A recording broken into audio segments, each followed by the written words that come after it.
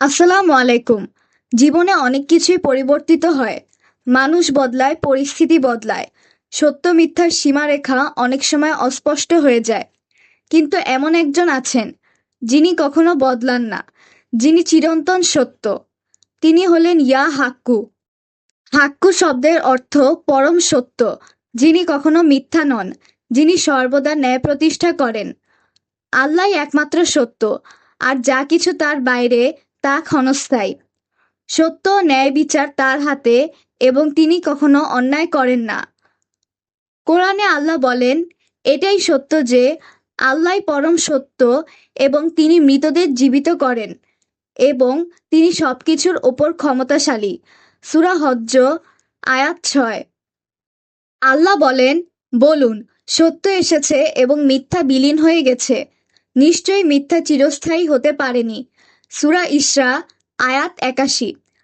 রাসূলুল্লাহ সাল্লাল্লাহু আলাইহি সাল্লাম বলেছেন, আল্লাহর চেয়ে বড় সত্য কেউ নেই, এবং তিনি কখনো অন্যায় করেন না। এই দুনিয়ায় অনেক সময় মিথ্যা বিজয়ী হয় মনে হয়, কিন্তু কিয়ামতের দিন সত্য ও মিথ্যার ফয়সালা হবে চূড়ান্তভাবে। ইয়া হাক্কু নাম আমাদের জীবনে কিভাবে প্রভাব ফেলে? ১.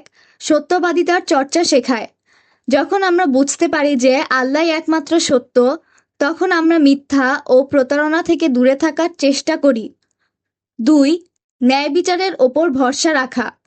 দুনিয়ার আদালতে অন্যায় হতে পারে, কিন্তু আল্লাহর আদালতে কেউ অন্যায় থেকে রক্ষা পাবে না। ৩. জীবনের ক্ষণস্থায়িতা অনুধাবন।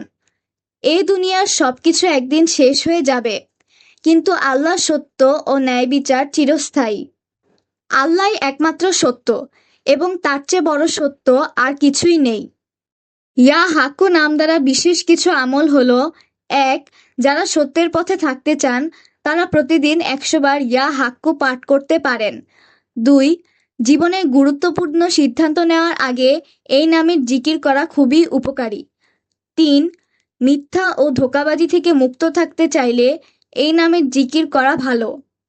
একবার রাসূলুল্লাহ সাল্লাল্লাহু আলাইহি সাল্লাম সাহাবীদের বললেন, তোমরা সত্যের ওপর অটল থাকো, কারণ সত্য মুক্তির পথ, আর মিথ্যা ধ্বংসের রাস্তা।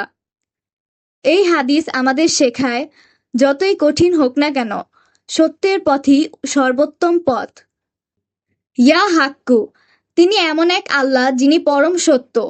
তার সিদ্ধান্তে কখনো অন্যায় হয় না, এবং তার ন্যায় বিচার চিরসত্য। আমরা যদি সত্য ও ন্যায়ের পথে থাকি, তবে আমরা তার পথে আছি।